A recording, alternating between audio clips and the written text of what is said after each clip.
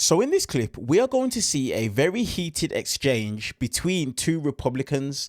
We're going to see a close confidant of J.D. Vance clash with a current Republican congressman over the war that's taking place that Donald Trump has waged on Iran. As usual, let's watch the clip in full, and I'm going to hold my thoughts, my commentary, my perspective towards the end. Let's get into it. I think this was an ill-considered decision, possibly a calamitous one.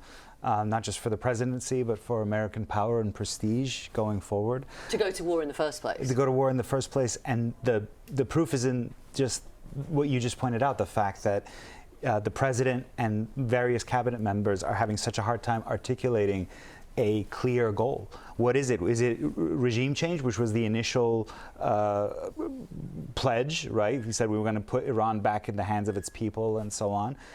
And Congressman just repeated that as well.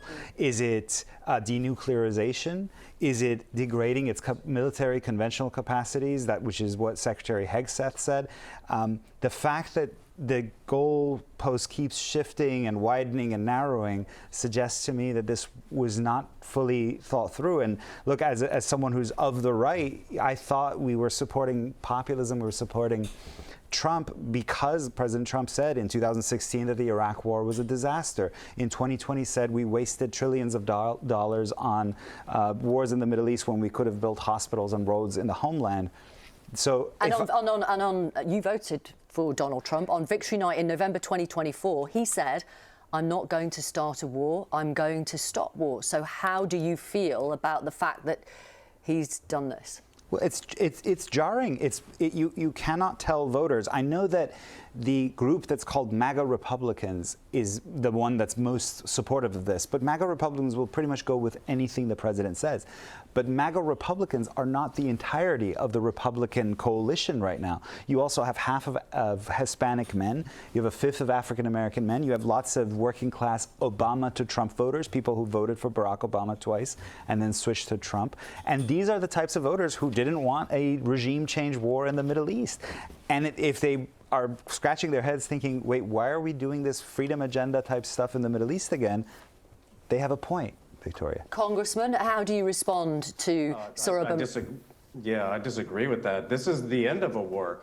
We have to realize that Iran has been at war with the United States and the West for 40-some years. 600 Americans have died. I mean, their war started when the Ayatollah and the Supreme Leader took over back in 1979. They took hostages from America, and it was Ronald Reagan that took decisive action, took bold action. I think this is what a lot of people in Europe and other parts of the world don't really recognize, is that America is a strong country. We are a bold country. We're not going to be to let a country like Iran continue to threaten us as a country and to threaten our allies and our friends. This will make the world a much safer place. And President Trump, he did say that he's not going to start new wars, and I believe that. And this is actually putting an end to the war rather than starting a new war. Congressman, that sounds to me like sophistry. Like, you know, yes, Iran is an unpleasant, hostile regime, but the question that the president had to ask himself is launching a full-on war that's more or less wiped out the entire U.S. base architecture in the Persian Gulf region the best way to deal with that? Are there other means short of a full-on regime change war? For example, continuing sanctions and diplomacy, or assassinations, all sorts of... Yeah, we've tried that.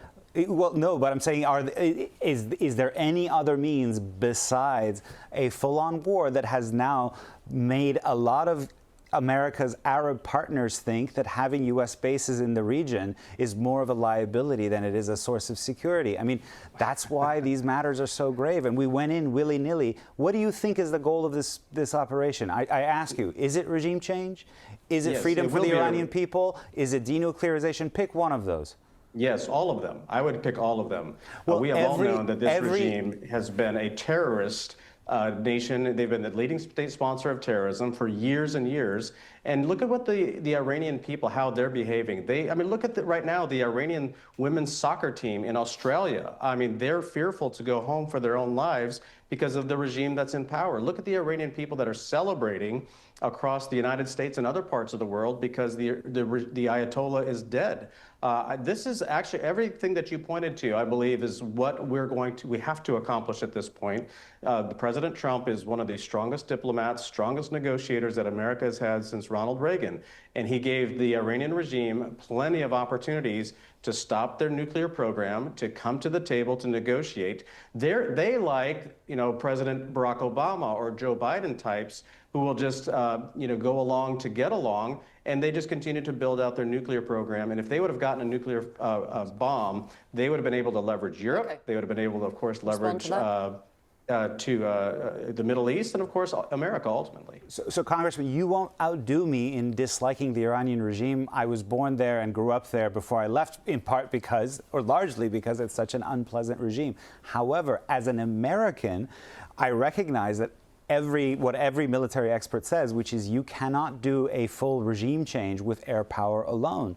Rather, we will need, as Americans, to deploy a lot of troops if we really want regime change in Iran. Hundreds of thousands of ground troops potentially. And that is a no-starter for a lot of American people as a matter of, is this worth it? For those of us who thought the future challenges of the United States lie in East Asia and China, this is a waste of munitions and of potentially of lives and treasure.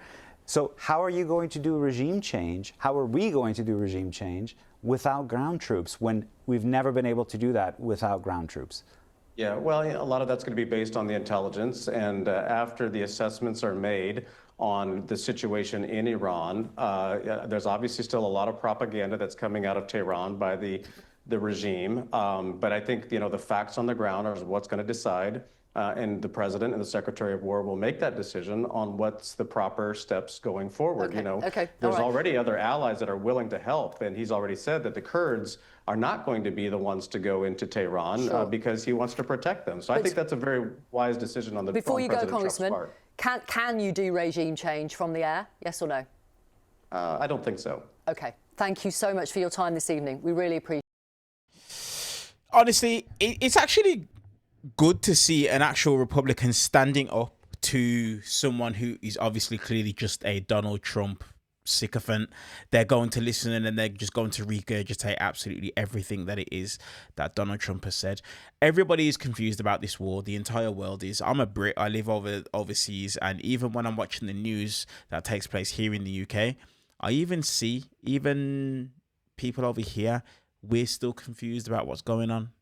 You actually see something with a prime minister who the majority of people dislike are actually backing him up.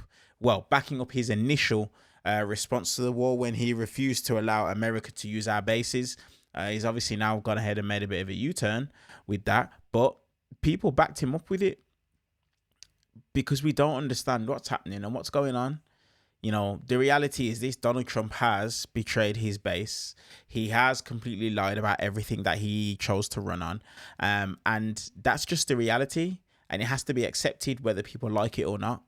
And it's like I said, it's just really good to see that people are pressing and pushing back against the Donald Trump mouthpieces that are just going to go out there and just speak and say anything that it is that Donald Trump wants them to say. Let me know your guys' thoughts on this exchange in the comment section below. And do me a favor, hype this video up, give it a thumbs up, and also hit the subscribe button if you're interested in more clips as well as my perspective, my commentary, and my opinion. Appreciate you guys.